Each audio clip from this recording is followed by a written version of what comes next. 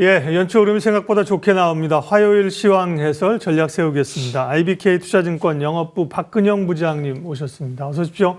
안녕하세요. 오늘의 전략 포인트 보겠습니다. 말씀드린 것처럼 연초 흐름들이 생각보다 강하게 나타나고 있고요. 코스피 2,500을 단숨에 회복했는데요. 앞으로 남아있는 이벤트를 점검하고 전략 세우겠습니다. 일단 간밤에 뉴욕 증시가 반도체주가 최근 며칠 강했지만 굉장히 강하게 엔비디아에 이어서 마이크론까지 강했습니다. 국내 반도체주도 이제 그 흐름들을 이어갈 수 있을까가 관심사잖아요. 일단 오늘 초반 흐름들은 그 말은 못 하거든요.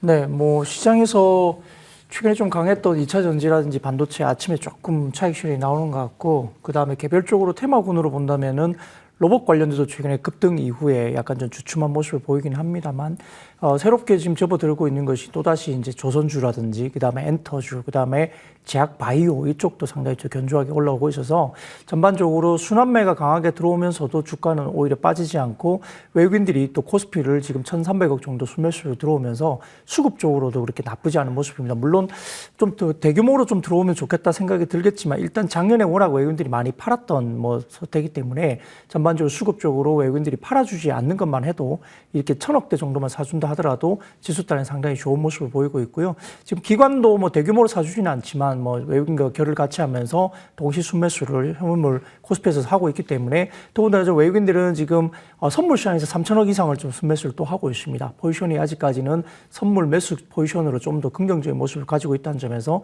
2,500포인트 이후에 지수 단이 조금 여기서 쉰다 하더라도 아마 섹터별 순환매가 나오면서 1월 달 종목 장세는 충분히 가능하다 볼 수 있겠습니다. 네. 시장에 대한 얘기 쪽으로 전략을 주셨습니다. 종목 장세 가능하다고 하셨는데 제가 이제 반도체를 좀 여쭤봤기 때문에 내일 삼성전자 실적 얘기부터 얘기하면 내일 삼성전자 잠정 실적 발표 있다는 얘기죠. 네네. 그런 것들이 목표가가 하향되고 있고 그래서 우리 삼성전자, 하이닉스나 물론 어제 그제 올랐습니다만 오늘 좀 못 가고 주춤하는 이유들은 그런 걸까요? 부담일까요? 네, 삼성전자 실적 관련해서 4분기 실적은 이미 하향 조정이 계속 되고 있는 모습이고요. 7조 원대 중반, 7조 7천억 정도 이야기하는 것도 있고 7조 원대 초반 정도도 이야기하는 쪽이 있습니다. 8조 원 이하로 좀 나올 것이다 이야기는 되고 있는 상황이고 1분기 같은 경우도 7조 원대 정도 수준에서 8조 원 좀 안 되는 정도 수준까지 지금 컨센이 좀 이야기되고 있는데요. 그럼에도 불구하고 이제 삼성전자 같은 경우는 지금 빠지지는 않고 있습니다. 왜냐하면은 PBR 기준으로 0.9배 정도 수준이기 때문에 아직 청산가치 밑에 있기 때문에 아마 밸류에이션 매력도는 여전히 있다는 상황인 것 같고, 그리고 1분기, 2분기 전체적으로 봤을 때는 1분기 저점을 찍고 2분기 이후 하반기에는 이제 낸드나 디램 쪽의 가격이 다시 좀 상방으로 올라올 수 있다는 점도 지금 긍정적으로 보고 있기 때문에 반도체 섹터 자체가 한 6개월 정도 시장에 좀 선행을 하는 주가에 대한 흐름을 나타낸다면은 지금 자리에서 저점에 대한 부분들은 충분히 가능하다. 다만 이제 탄력적으로 봤을 때는 어제도 봤지만 SK 하이닉스가 탄력도가 훨씬 좋습니다. 그렇죠. 올라갈 때 실적도 지금 4분기가 8조 원대 이상 나올 걸로 보이고 물론 하향 조정이 좀 일부 됐습니다만 그럼에도 불구하고 실적이 상당히 좀 하이닉스 좀 더 상당히 나쁘지 않다. 그리고 결국은 지금 HBM3E 같은 경우도 지금 엔비디아 쪽이 아직까지는 독점적인 장악력을 갖고 있기 때문에 전자보다는 하이닉스 쪽이 좀 더 분위기가 좀 좋아지고 있는데 그럼에도 불구하고 소부장도 괜찮고 그렇죠. 네, 맞습니다. 지금 후공정 HBM 이렇게 장비주라든지 특히 PSK 홀딩스라든지 최근 흐름이 상당히 좋았던 리노공, ISC, 테크인 같은 경우도 많이 빠졌다 다시 HBM 관련된 이슈를 가지고 좀 반등이 나오고 있는 상황이기 때문에 한미 반도체도 오늘 TC 본도 관련해서 하이닉스 쪽에 또 다시 들어간다 이야기가 아마 단독 기사이긴 하지만 좀 조심을 해야 되겠지만 아무튼 그런 기사들이 나오고 있고 미국 시장에서 지금 엔비디아 등을 포함한 다른 쪽의 흐름이 상당히 좋습니다. 더군다나 AI 쪽의 흐름이 방점이 지켜지면서 여러 가지 부분에서 또 유리기판 쪽도 상당히 확장이 되고 있는 상황이고요. 브로드컴과 같은 최근에 관련해서 ASIC 반도체라든지 그다음에 AI GPU 이런 쪽과 관련해서 커스텀 반도체 관련된 부분에 대한 이슈가 또 있습니다. 그래서 기본적으로 우리가 커머디티 관련된 반도체, 기존에 우리가 일반적인 반도체 관련 디램이나 낸드 쪽은 조금 약화되는 부분이 있긴 하지만 아까 말씀드렸던 AI GPU, HBM, 그다음에 3D 패키징, 그다음에 TC 본딩, 하이브리드 본딩, 그다음에 아까 말씀드렸던 ASIC 반도체 이런 테마군을 이루는 반도체 소부장은 상당히 견조하게 흐름들이 나타나지 않을까 생각하고 있습니다. 네. 주요 기업들의 그 주가 흐름들을 신박하게 저희가 이제 차트가 업그레이드 돼가지고 쫙 보여지니까 아주 좋은데요. 눈에 보기에. 자, 그리고 최근에 투자업계에서 가장 주목받는 분은 젠스랑 아니겠어요? 네. 저희가 우스개로 이제 황 사장님 무슨 말을 하나 본다 그러는데, 우리 시간으로 이제 잠시 후에 CES에서 기조연설을 합니다. 무슨 얘기를 할까 주목되고 있고요. 지금 나올 만한 얘기들이 나오고 있는 거고요. 네.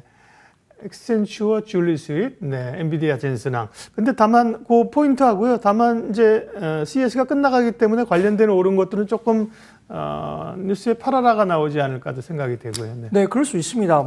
CES 같은 경우는 지금 B2B가 아니라 B2C 형태의 가능성이 상당히 높죠. 그래서 일반 개인 고객들을 대상으로 보는 그런 가전 전시회이기 때문에 네. 여기서 B2B 개념의 어떤 비즈니스 모델보다는 좀 더 우리가 일반적으로 개인적인 어떤 그런 부분에서 우리가 소비자, 커스터머 입장에서 좀 느낄 수 있는 그런 것들에 대한 이야기가 많이 나올 것 같고, 물론 이제 이번에 CES 관련해서 이번에 양자 컴퓨팅이 새롭게 추가가 처음으로 되면서 양자 컴퓨팅 관련된 테마군이 상당히 네. 좋은 테마군이 어제도 이루어졌지만, 이거는 12월부터 양자 컴퓨팅 관련해서 미국 시장도 그렇고 지금 주가가 6배 이상 주가 올라간 종목도 꽤 있으며, 퀀텀 컴퓨팅 같은 경우도 마찬가지고요. 그래서 이런 테마군을 가지고 주가들이 이미 움직였기 때문에 아마 CES가 어느 정도 이제 진행이 되면서 단기적인 어떤 차익 실현이나 이런 가능성이 상당히 높다 보이고요. 로봇이라든지 그다음에 AI 쪽의 어떤 핵심 키워드는 그대로 가져가고 있고, 지금 일부에 지금 CES에 참여했던 일부 애널리스트 이야기 들어보면 생각보다 자율주행 관련된 기술력이 엄청나게 놀랍다라고 이야기가 꽤 들려오거든요. 그래서 실질적으로 우리가 실상생활에서 우리가 웨이모라든지 그다음에 우리가 테슬라의 어떤 자율주행 FSD 기능에 관련해서 생각보다 굉장히 우리 실생활 속에 굉장히 근접해 있다. 우리가 실질적으로 이러한 것들에 대한 서비스를 현재 이용할 수 있는 가능성이 상당히 높게 점쳐질 만큼 기술적인 진보가 높아졌다는 이야기가 되고 있기 때문에 결국 핵심 키워드는 AI, 그다음에 자율주행, 로봇 이런 쪽에서 이야기가 나올 수 있는데, 로봇 관련주는 삼성전자가 레인보우 로보틱스 지분을 인수하면서 이미 이제 주가들이 꽤 급등을 했습니다. 그렇기 때문에 실제 휴머노이드 로봇 관련된 이슈가 우리나라 관련된 로봇 사업 가운데 종목 가운데 그렇게 단순하게 이렇게 연관이 있다고 보기엔 좀 어려운 종목들이 꽤 많습니다. 그렇기 때문에 어떤 테마군으로서 주가들이 이미 움직였고, 또 삼성전자가 레인보우 로보틱스 인수를 했다는 것은 내재적으로 내재화를 하겠다는 거거든요, 부품에 대해서. 그래서 외부의 부품을 상당히 많이 조달하기보다는 내부적으로 내재화한다는 점에서는 수혜 강도가 그렇게 생각보다 높지 않을 수 있다는 점 때문에 아마 테마군으로 주가가 움직였다면 조금은 이제는 좀 보수적으로 좀 대응하는 게 좋겠다 생각됩니다. 네. 박근영 부장님과 시장 진단하고 있습니다. 3분 전에 중국 티벳 자치구에서는 또 규모 6.8의 지진 얘기가 나왔네요. 6.8이면 크긴 한 건데 워낙 세상이 뒤숭숭하고 중국은 또 바이러스 얘기도 있고 그래가지고요. 네. 피해가 좀 없었으면 좋겠습니다. 박근영 부장님이 오실 때마다 이제 핫테마를 하나씩 분석해 주시는데요. 핫테마, 핫섹터 오늘은 어디입니까? 네, 역시 이제 CES가 지나고 나면은 이제 JP 모건 헬스케어 컨퍼런스가 다가옵니다. 그렇기 때문에 지금 오늘 삼성 바이오로직스가 100만 원대 위로 올라서면서 이번에 JP 모건 헬스케어 컨퍼런스 관련된 기대감을 이미 먼저 움직임이 시작이 됐다고 보입니다. 그래서 지금 최근에 11월, 12월 정도 보면은 제약바이오가 상당히 좀 좋지는 못했어요. 왜냐하면은 연간 단위로 상승폭이 제법 컸었기 때문에 대주주 물량이나 이런 것들이 연간에 조금 이렇게 풀어놓는 어떤 약간의 매도 물량이 좀 나왔다 볼 수 있겠고, 12월에 비상계엄이나 대통령 탄핵 등의 정치적 리스크가 있었고요. 또 미국의 FOMC 금리 인하 전망이 다소 좀 축소되면서 좀 지연되거나 횟수가 줄어들 수 있다, 이런 것들 때문에 섹터의 변동성 확대가 연말에 많이 나타났습니다만, 그래도 불구하고 아까 말씀드렸던 연말 대주주 양도세 회피 수급도 이슈가 어느 정도 해소가 연말에 끝났고요. 그다음에 미국의 10년물 금리 상승도 한 4.6% 정도 올라갔다가 그다음부터는 좀 주춤합니다. 그렇기 때문에 추가적인 금리 상승 제한 기대가 확대되면서 연말 연초에 섹터 센티먼트가 상당히 활발하게 지금 회복되고 있고 개선되고 있습니다. 말씀드렸듯이 CES가 끝나기 때문에 이제 끝나고 난 다음에 바로 13일부터 16일까지 JP모건 헬스케어 컨퍼런스가 이제 국내 기업들에 대한 호실적에 대한 주목을 할 수밖에 없는 기간으로 들어오는데, 아마 새해 첫 번째 IR 행사이기 때문에 아마 빅파마라든지 바이오텍의 연간 마일스톤이나 사업 개발 방향성에 대한 부분들이 좀 구체적으로 발표가 된다는 점에서 상당히 의미가 높게 이루어지고 있습니다. 더군다나 행사 기간 동안에 M&A라든지 대규모 딜 계약 성사 가능성이 상당히 높게 점쳐지고 있는 기간이기 때문에 이 부분에서도 의미가 상당히 높게 이야기되고 있는 상황인데요. 이번에 이제 행사에 발표하는 국내 기업들은 삼성바이오로직스라든지 셀트리온, 그다음에 브릿지바이오, 롯데바이오로직스, 그다음에 휴젤, 크레시스 등이 있습니다. 그 외에도 국내 바이오텍들의 샌프란시스코에서 사업 개발이나 개발이라든지 파트너십 관련된 논의가 있을 것으로 예상되고 있기 때문에 아마 삼성바이오로직스가 이번에 4분기 강달러가 지속되면서 이번 수출 기업들 가운데서 삼성바이오로직스라든지 그다음에 SK바이오팜 이런 수출 기업들의 호실적이라든지 긍정적인 올해 가이던스가 또 제시될 수 있다는 점 상당히 좀 주목을 할 필요가 있겠고요. 여기에 따라서 1월 달에 추가적으로 주목할 만한 이벤트는 알테오젠이 2019년 1차 계약사와의 임상시험 진입 여부가 일단 이벤트가 하나 갈려 있고요.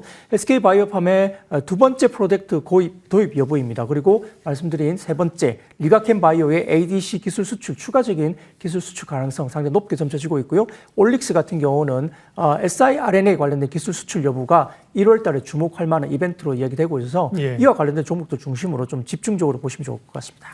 바이오는 최근에 일부 바이오텍, 비만 이런 쪽이 상대적으로도 강세를 좀 유지하고 있었고요. CMO는 약했는데 오늘은 이제 CMO가 강하게 올라옵니다. 바이오 기업 가운데서 특별히 조금 더 주목할 스터디를 해볼 기업은요?